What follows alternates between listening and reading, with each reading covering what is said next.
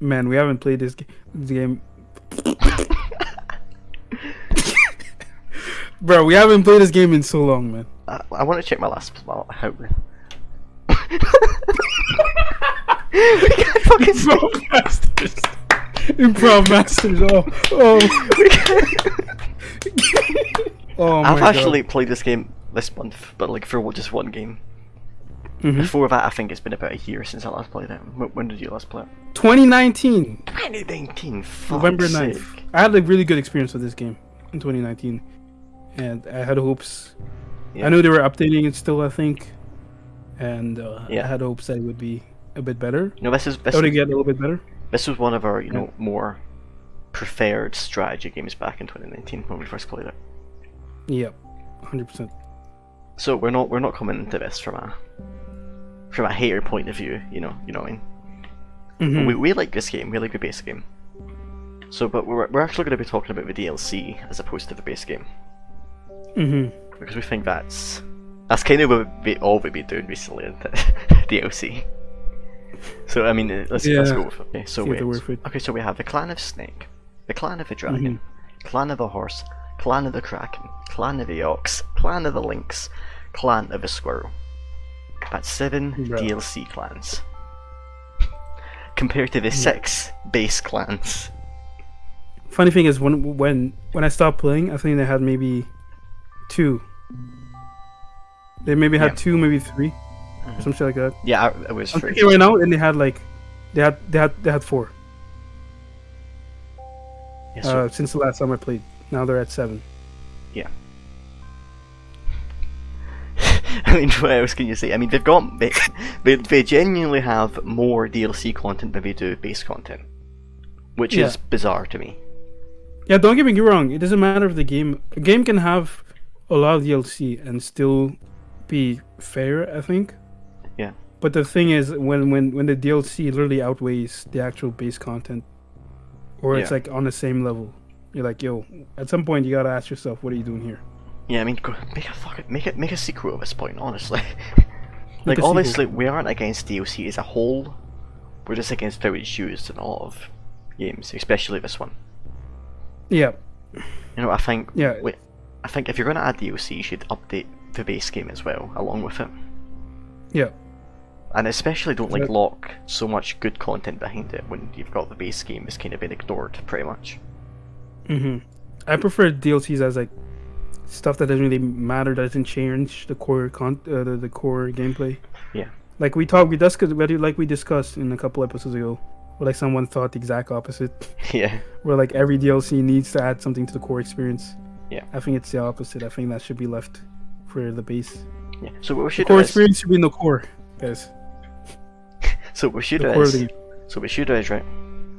Yeah. We're gonna go through a couple of these DLC. Look at what people's opinions on them are, Mhm. and we'll see what we think. Yep. I don't have good expectations here. Yeah. So first, the Clan of the Squirrel is this guy here, Angelo, considers it the most versatile clan so far. The great. Yep. It's the most recent, by the way. Yeah.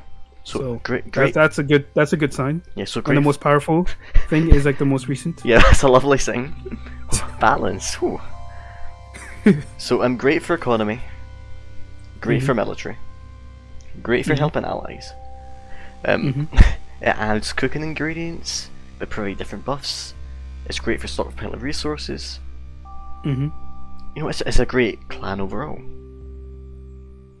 But should it be a paid clan? You already know my opinion. Probably not. You already know my opinion on that. Obviously, it adds content that isn't in the other clans. I don't think that's a really good thing. It's hard to really get your opinions out on this, isn't it? Yeah, because here's the thing: you want a DLC that's worth it, right? Yeah, but you need to be And careful. If a DLC adds nothing to the game itself, actually nothing, then it feels like for most people it's not gonna be worth it. But at the same time, you don't want fantastic content to be locked behind DLC, behind paid content that most people won't even ever know about. You know? Yeah. So what you're gonna notice is, through all of this, you're gonna find that the base clans aren't as unique or interesting as the DLC clans. Mhm. This is what I'm trying to speak about here. They've added some unique gameplay mechanics that none of the other clans have, right? Mhm. And they've really gone into detail about the kind of unique mechanics. You know, an entire cooking ingredient sort of thing with different buffs, an entire mechanic like that the other clans don't Wow. have. None of the clans have anything like that. Well, none of the base clans, sorry, have anything like that. All of the base clans differences are kind of just a unit difference, a couple of perk differences, and start differences, and a relic difference. Yeah, it's like start items, maybe stats or something, and then Whereas the DLC clans, they have all of the creativity put into them. Yeah, they have straight up new mechanics that are just haven't been seen anywhere else. Yeah, to really get into this game, you need to buy the base game and at least a couple of DLCs, because otherwise you're not going to get the full experience of the game. Which by the way, will not be cheap. It's like, Yeah. obviously it's seven DLCs, and then there's a soundtrack on top of that, but that's not. Yeah, for me, it's £23.79 for the base game, and each DLC is £4. Canadian. Each DLC is £4 each. 45 Canadian. Oh. With that amount of money, you can buy an entirely different game. Yeah. An entirely amazing indie game, which honestly, like, yeah, they should have made a different game at this point. They should just. Yeah. I guess it's easier to just piggyback off something else's success and just add on to it. Yeah. And to start fresh. Yeah, so I mean, obviously they've put the creativity into the DLC, which is, it's not good. Mhm. And I'm not a big fan of how these positive reviews aren't really talking about that. Well, yeah, the positive reviews are just talking about, like, is it worth it for your money? Yeah. Right. And obviously, if the DLC is busted, right, it's gonna 100% be worth it. Mm. But they don't talk about, like, the DLC in the context of everything else. Like, should it even exist? Which I can't fault them for, because at the end of the day, if it's about, you know, just is it worth the money, then sure, that's fair to talk about.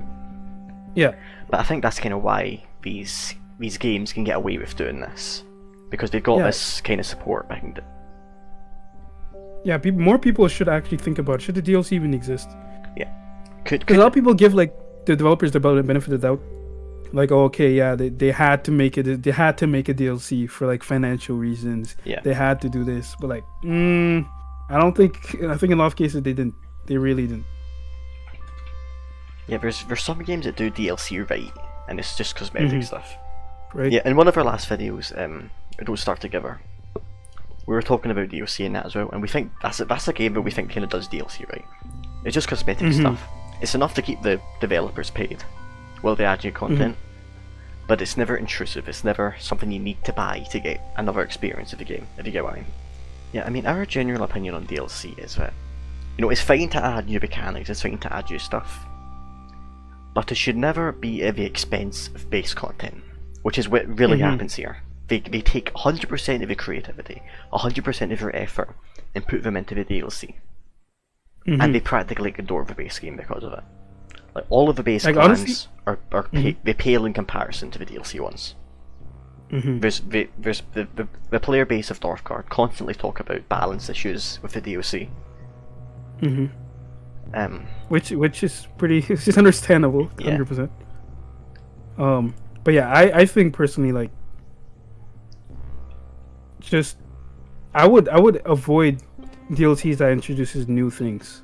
Right. For me, it would be, well, maybe here and there some DLC that introduces new things, but, like, I feel like the mechanics that you want to introduce in your DLC should already be in, for the most part, in the base game. And then in the DLC, you just add on to it, or you just expand on that.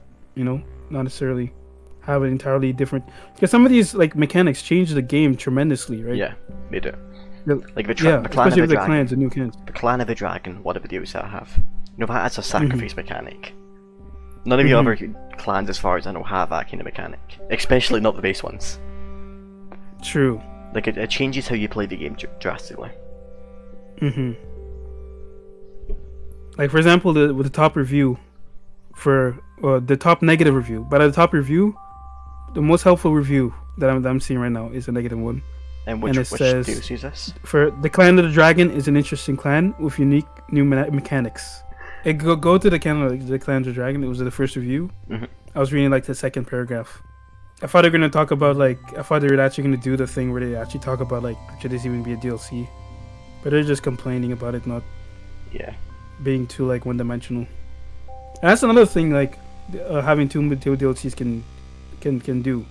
You're drawing like really fine lines, like very like strict lines. Yeah. And like oh this is a DLC. Oh shit, this could be an entirely different DLC. You know. Yeah. And then you reach a point where like the DLCs are just super one dimensional. Yeah, and especially in this kind of game, if you got one clan where it has like that's really good at one thing and it's kind of specialised in one thing. If it's a base clan that does that, then if you add another clan that's similar to it, it's fine. You know what I mean? Because you're not. But if it's a DLC, if you add another clan that's similar to that, then it's like, what's the point in buying both? Exactly. So it really limits what people can. It really limits what the developers can do. But yeah, I think that was mostly our problems with this game. Don't get me wrong, like we said, we like this game. Yeah. To this day, I have fond memories of this game. I know you do too. I mean, the game is highly rated. It's like it's actually gone. Yeah, it's actually gone up. Yeah. In rating. Recently. Funnily enough, as for DLC, they mainly have the negative reviews. Like the Clan of the Lynx is mixed 56%. Yeah. And people just don't think this is a good clan at all. True. Like we've went and we've went and added a clan. We've went and added a clan as a DLC, a full DLC that has a penalty for every aspect to it. We have we have penalties to wood, penalties to coins, penalties to lore. yeah, that's another problem. Like a DLC can be too strong, but it also be too weak too. Like if it's too weak, people are not gonna buy it. People are not gonna like it. Their war chief is a blind old and it's lady. also balancing. It's balancing still is balancing. But war chief is a blind old lady. the way you balance its DLC is by not buying it. that's the sad part. Yeah, I mean this has been a messy video, I think, but all in all, what we're trying to say is that what are we trying to say? Fuck DLCs. Fuck DLC. Fuck DLC. No, this has been a quite of a weird video because we haven't really looked at any specific review. But in general, this is kind of like look at this as like a broad overview of all of the reviews on this, because very few of them speak about the problems that the DLC has as a DLC. Even the negative ones, they don't actually say, you know what, this should be base game content. Yeah. It's mostly about, is it worth the money? Which is fair, but there should definitely be more people saying this should be base content than there is. 100%. Anything you want to add? We don't know how to end this shit.